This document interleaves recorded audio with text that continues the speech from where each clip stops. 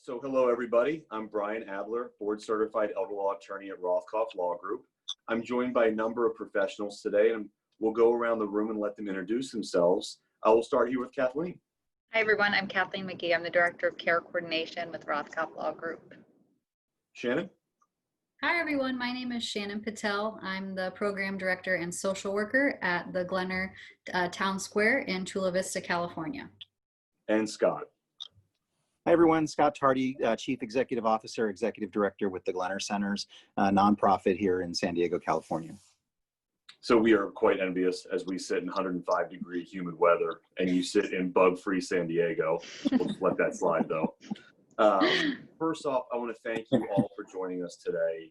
As I mentioned, we are making an effort to bring thought leaders to the table and have discussions with them about why they do what they do, where they see long-term care going, and also some positive or even negative things that they see happening post-COVID. So Scott and Shannon, why don't you touch on what the concept of the town center is and how you both got involved with it?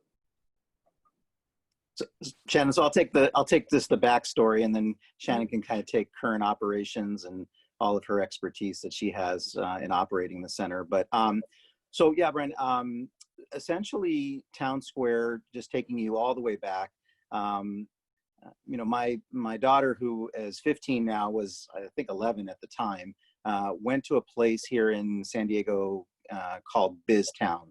So some folks might be familiar with the concept where fifth graders go to what looks like a little city and engage in commerce and do these kinds of business preparation things.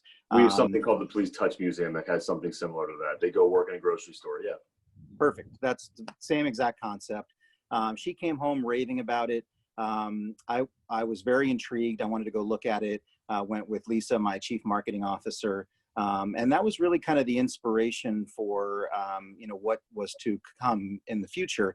I'd been taking care of folks with Alzheimer's disease since I was a kid, like since 19 years old as a caregiver, and had seen a lot of different models and design for Alzheimer's care, but really thought to myself, why don't we put something together that really engages our participants in a very specific way? And I was familiar with a concept called Reminiscence Therapy, which basically says that people make their strongest memories between typically the ages of 10 and 30. So I kind of did the backwards math and said, most of our participants are in their 80s. So why don't we create an environment that's very unique, very specific to the 1950s and 1960s, where it really can evoke some of their strongest memories, and really explore that. So sketched it out on basically a piece of paper, which now hangs in our center, and that's cool. The rest is kind of history. I mean, went to my board. They were incredibly supportive, and we actually connected up with one of my board chair at the time. Actually said, Scott, this sounds a lot like set design, because we really wanted to create and this is really important, Bryan. Like we wanted to create something that was very authentic. We did not want anything juvenile. We wanted something that, was very clear with very specific storefronts that were meaningful to our participants. So describe that more. What does it look? I mean, I've seen the photographs, but describe it for those that are listening. What does it look like? So basically you're talking about a 9,000 square foot building. So think open floor plan, 24-foot ceilings, skylights throughout. So you have a lot of natural light that's brought in from overhead. But you also have, kind of the authenticity of, kind of what a streetscape would look like. And you have 11 perimeter storefronts, everything from a 50s style diner to what looks like a sports pub with a half basketball court in it, a city hall where Shannon and her team's offices are located. Cool. We're talking about a library, a little blue house that looks like a little residential home. We're talking about a museum, a movie theater, and again, very authentic, because we ended up partnering with the San Diego Opera, who interestingly enough has a scenic studio department. And when I contacted them, they're like, absolutely, we'd love to work on this project with you. And it was funny because one of their lead designers, I was sending him picture after picture of what I was hoping to accomplish. And at one point he's like, Scott, we got it. It's good. So stop sending me pictures. I've got it. Yeah, I mean, we're scenic designers. We totally get it. And they hit a home run. I mean, they put some sketches together and, some CAD drawings, and, we just, we're very fortunate to take what was really a dream, and create a reality. And so there's some other components that I'll talk through, but that's essentially the design. We opened in September of August of 18. It took us about, from the time I presented to the board to the time we opened was really just about 2.5 years, which most people tell me is pretty lightning fast, but it was quite a undertaking. And there's more than this one location now, right? So what happened, Bryan, is we ended up partnering with an organization, a national organization called Senior Helpers. They have over 300 in-home non-medical franchises across the country. We know them well. Yep. So we're good friends and colleagues with Peter Ross, and who's their CEO, and we ended up creating really a partnership that allowed for the franchising to occur across the country. So there are approximately 15 locations in development as we speak. So we stay a nonprofit. We keep doing kind of what we're doing, and fortunately, they have the opportunity to continue to really scale and expand, which is their expertise, not ours. Yeah. Now I could be getting ahead of, what Shannon you were going to discuss, but what is it, a structured day for the participants? Are they, this time we're going to the movies, or are they free to go throughout the city as they wish? Yes, so the way it works, our population is specifically catered towards Alzheimer's and dementia. So with that comes the need for structure. Most of our participants that come in are in the mild to moderate stages. So some of them, if they're on the more mild side of the dementia journey, they may have a little bit more freedom around town square. We have an extensive admission process and assessment, so we can kind of determine if they are a safe sort of participant to be, doing things more independently, and we have had that. The vast majority, though, fall more into that moderate range where the structure is important, and they have small groups, almost little cohorts that we sort of handpick as we get new participants, that people who will get along with each other, veterans who served in the Navy who can relate as they reminisce together. We have a large Hispanic population in San Diego County, so we even have groups that are led completely in Spanish and reminiscing about their time growing up. And so they have a schedule, and they have what we call a program assistant, staffed through Senior Helpers Partnership, that help lead the activities. So let's say at 9 o'clock they come in, we serve breakfast in the diner.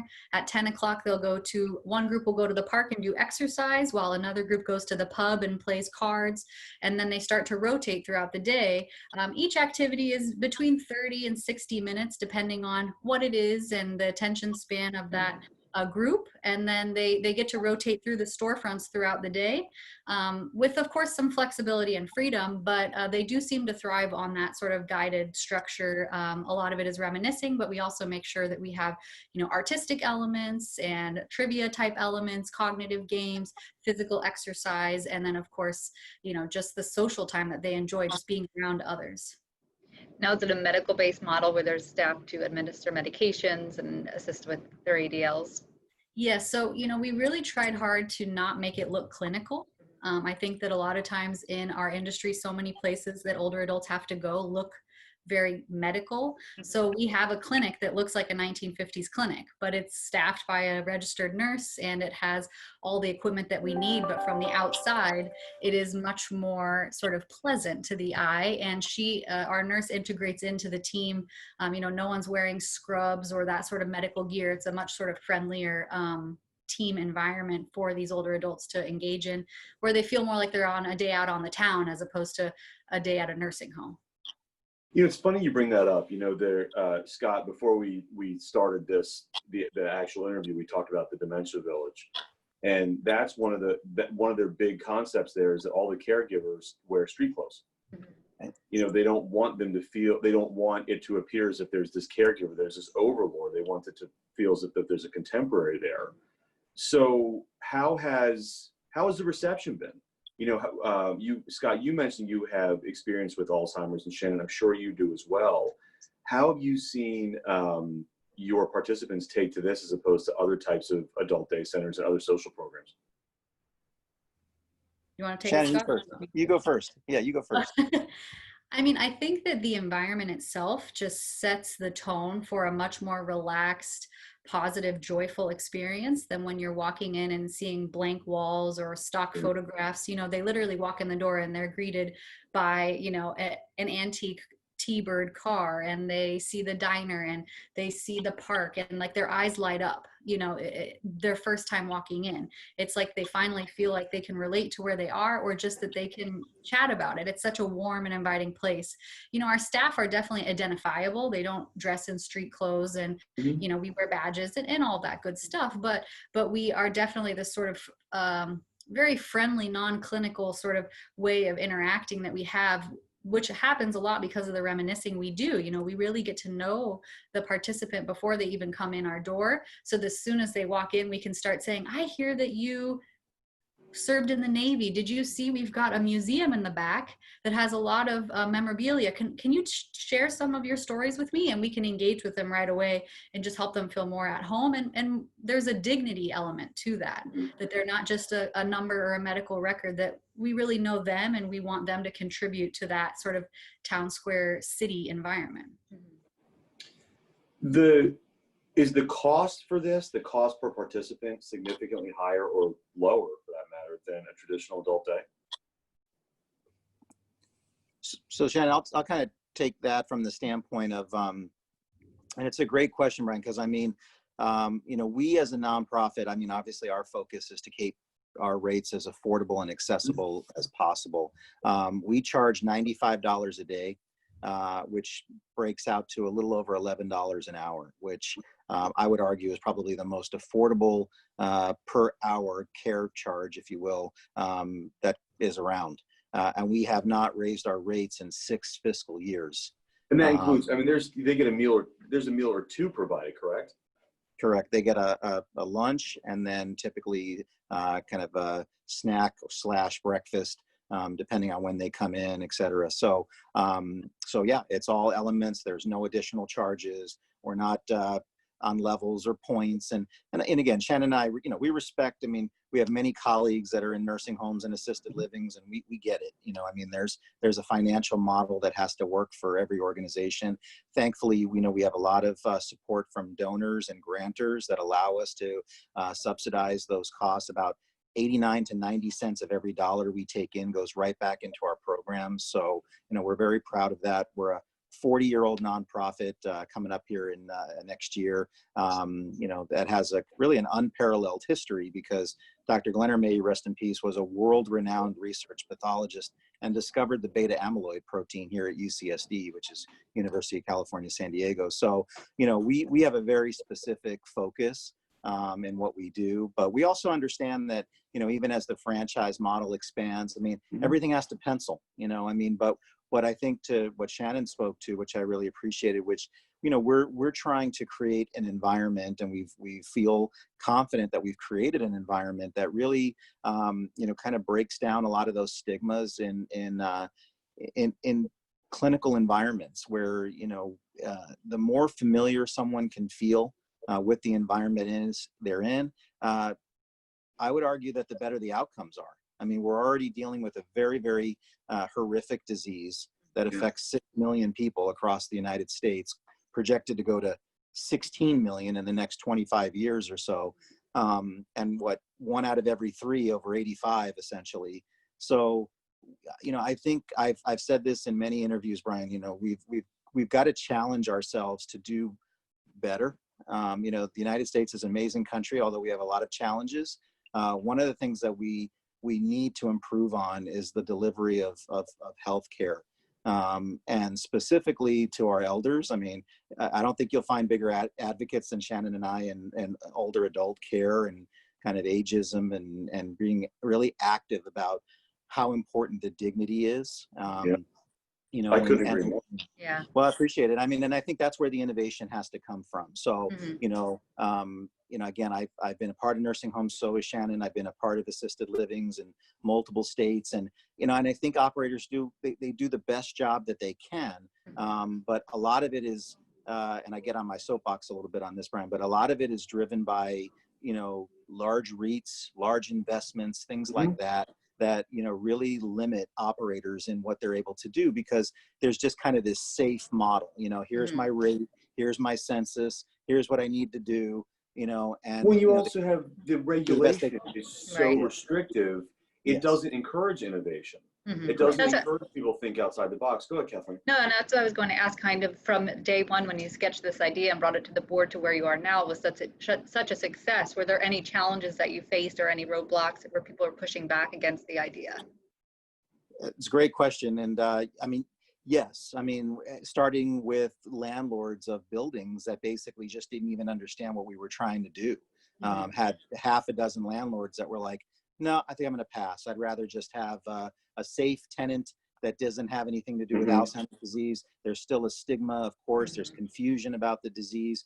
Fortunately, we found a landlord that really understood what we were trying to do, was very compassionate about what the plan was, and willing to work through going through a conditional use permit process. And it's not every day you take a light industrial building and try to build a fake city inside of it. So and I recognize that, and working with the city was great. The city of Chula Vista was excellent in understanding that we didn't fit in a nice little box. So to your question, Kathleen, and even licensing. They were open as long as we were meeting the intent of the regs, and that's what I teach every aspiring administrator, executive director, operator, center director. Like, understand what the intent of the regs is, and then speak from there. So if the intent is to do this, then how are you meeting that intention? Because I think surveyors, just like anybody else, regulators, for the most part, they understand, what we're trying to do, and they're in the business to, protect elders, at least should be. And as long as you're articulating things clearly about what you're trying to accomplish, I found that, I've been pretty well supported, despite some of the, kind of the stigmas and the challenges with creating something new. And going forward, I think one of the issues that we often face with our clients is a younger population being diagnosed with early onset. Are those participants that are involved with your program, and how can you cater the programming to that younger cohort? So that was exactly going to be my question, is as we progress forward, the T-Bird, and now we have to switch into like the DeLorean. Right. Exactly. So we do already have a handful of early onset individuals who come in our program. And, the beauty about having this cityscape where people can kind of take on these roles and personas, sometimes those people end up being volunteers, or we find out what their interest is, and we really try to pair them up with other groups that might enjoy learning from them, and try to really help them feel in that different role, since they are in their 50s versus we have participants who are 100 years old. But the beauty about this set design idea that Scott and the team so brilliantly came up with is it's a set. That's exactly what it is. So the set is designed to be modified, and as we as the population ages, we start to tweak little by little, and we move closer to the 60s and then the 70s, and you start to make those adjustments so that the environment matches the general population. But with the early onset, you're always going to have that little bit of an interesting disconnect, because they're not going to fit into that sort of majority, everyone's 80 years old. Right. I joked with Scott that my dream town square would be, you would go into what we call our time warp, which is this room between where people get dropped off and the magic of town square. And you would enter in the participant's date of birth, and the right door would open, because that's cool. That's very cool. You're going to have 4 decades worth. You're absolutely right. Patients struggling with this disease. And so this model works so well. Wouldn't it be wonderful in these big spaces if we had a 50s, 60s, 70s, and 80s already set up, and all you have to do, and the right door pops open, and there's their cohort for the day. So those are big dreams. I gotta tell you, some of the fashion and cars from the 80s, I think we just skip right over that. It's the 70s had bell bottoms, neons. it was kind of cool. There was a lot of neon, a lot of feathered hair. I think we probably skip right past that. You know, the interesting thing is I have a woman who's starting next week with early onset, who's 57. And the interesting thing is she loves the era of the 50s. So there's something very nostalgic and heartwarming that even, you know, those of us who didn't grow up in the 50s, it does resonate with them. It Right. seems like a simpler time. Wholesome USA. So she still I'm enjoys nostalgic for it, and I wasn't alive then. And Exactly. and all joking aside, I'm very nostalgic for the 80s. But I get that. The 50s seem like a simple time. It's, you know, you go to the butcher, then you go to the vegetable, the grocer, you go to the diner. It just seemed like Americana. And people grew up watching those shows and movies that took them back to that time, and the I Love Lucy's, and so we have gotten a positive response even from some of the people who wouldn't fit in that this was my 10 to 30-year-old memories. They just they have memories of it just from experiencing it in American culture.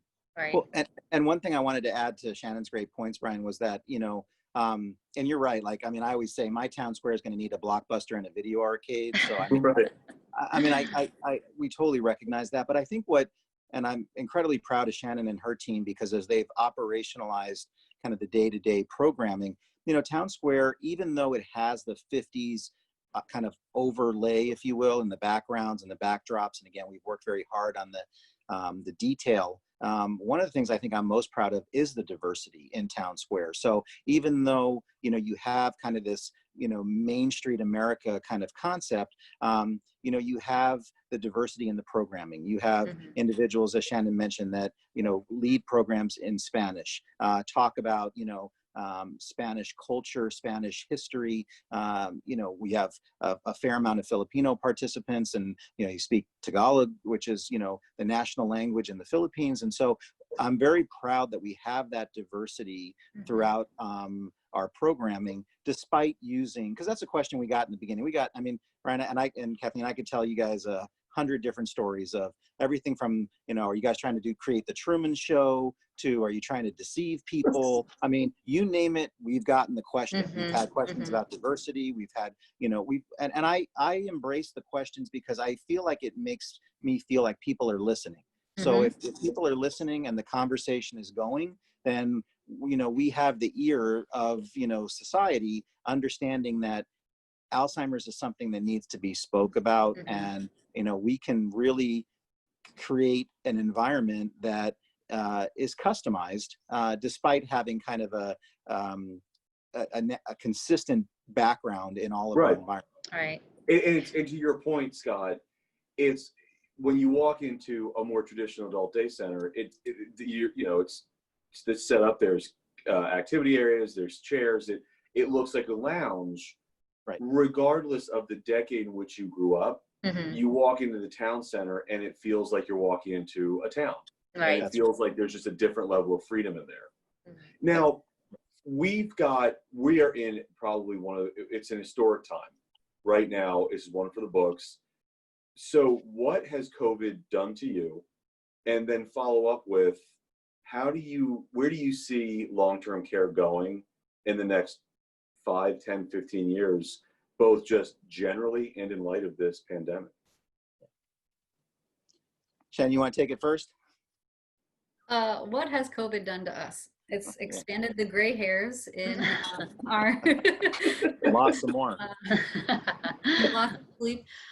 You know, it's really had to make us create new policies and procedures to protect us. So, you know, we are a healthcare facility, a licensed adult day healthcare, and so we are able and still running, but we are taking all the extra precautions. So Main Street USA is now, you know, run by a lot of people who are wearing masks and face shields, and, you know, we have a lot of different, you know, protocol that we never would have necessarily imagined having to have, you know, in the beginning of this year, but it's still working, and that's the beauty of it. Our capacity is typically 75 participants a day, but for safety reasons right now, what it's done to us is we are running at a 25% capacity for the time being, with the potential to expand to maybe 50% capacity throughout this year. But really, you know, the amount of people we serve has had to decrease for safety reasons. You know, all of our activity spaces had to get modified. They're still in, you know, the beauty of Town Square, but now they are 6 feet apart. And, you know, we have to be a lot more mindful of the high touch activities that we used to offer, and the big sort of concerts that we used to offer where everyone there that day would gather in the park. You know, we've just made those adjustments, but it's working, and people are still having a good time. They're still making connections.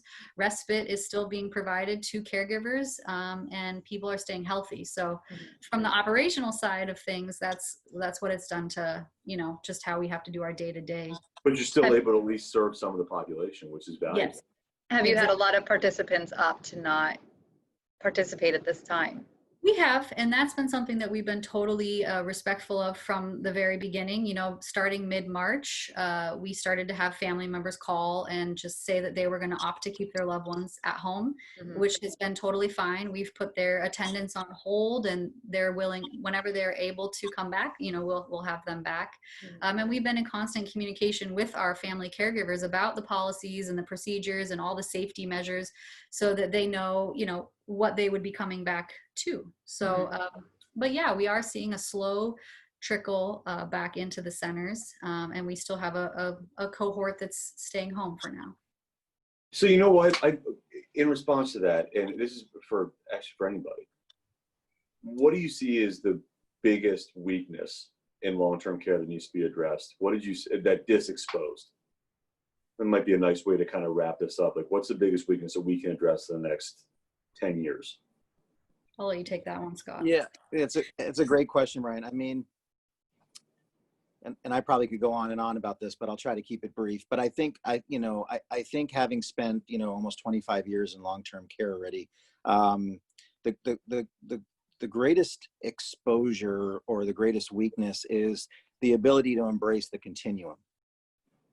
And that's the most succinct way I can say it, and kind of a call to action to all operators and owners and investors out there, is that, you know, there are multiple ways to engage in the healthcare system. And it's not a one size fits all type of solution. So whether it's home care, whether it's adult daycare, whether it's a hybrid between the two, you know, a combination of home care, day programming, family caregiver support, assisted living when that's indicated, nursing homes, they're all part of the continuum of care, and they all play an important role, I would argue, in the continuum. But oftentimes what's happened in society, and certainly in nursing homes where I'm typically on my biggest soapbox, is that and want to be positive about thinking about it this way, is that unfortunately nursing homes have been a one-size-fits-all solution for a lot of individuals since the mid-60s, mostly because of the financial payer source. So why it's so difficult for the government and other entities to understand that, nursing homes on its surface are just not the answer for a majority of the aged, if you will. And so, and I appreciate, the dialogue. There's been assisted living waiver programs. Some states have been more, recognizing, if you will, of the different options, but not enough. I mean, and that's blunt, but I mean, it's just, the dollar drives a lot of these discussions. And when you have underfunded day programs that end up closing or getting cut, or when you have assisted livings that can't bill, services because it's not an option, or when you have assisted livings that are charging $7,000, $8,000, $9,000, $10,000 a month or more for Alzheimer's care, it just really creates a very, very difficult landscape for Scott, you have the issue we have in Pennsylvania, and to a more limited extent, but still in New Jersey, we don't have Medicaid that for assisted living and personal care. So you have these people who don't have the resources to stay home and need supervision. They need some sort of assistance. They wind up in a nursing home unnecessarily at a higher Medicaid cost. Right. It is more expensive to house someone in a nursing home than an assisted living. And the myopia of our elected officials, and frankly, a complete abdication of their role as an advocate for all their constituents, we are largely abandoned are, if we treated our children the way we treat our seniors, parents would be burning government to the ground. Yeah. But no matter how loudly we shout, we're shouted down by other priorities. And you're absolutely right. The payer source has hamstrung us because things are so expensive and so inaccessible. It's very well said. Mm-hmm. Thank you, Bryan. I mean, I feel like, you know, like the four of us, you know, like we can solve it. You know what I mean? Like it's just, it's not that simple. It's not really that difficult, but unfortunately, it's just money. It's money and the will to do it. And it's allocating, just like you said, Bryan, it's allocating the money in the right buckets. Mm-hmm. So, right. You know, when you're talking about a $300 per diem charge for a nursing home versus a $125 charge for assisted living per diem, let's put the money in the right buckets. Let's open up things. That, you know, it's again, you know, I try to stay apolitical on a lot of things in healthcare, but you just can't help but fall right into it because the reality is that healthcare should honestly never be a privilege. It should be a right. I agree. What you said there, I don't think you're being political at all. I would love somebody to come here to my office and argue with me that somebody that has Alzheimer's doesn't deserve to have high quality care.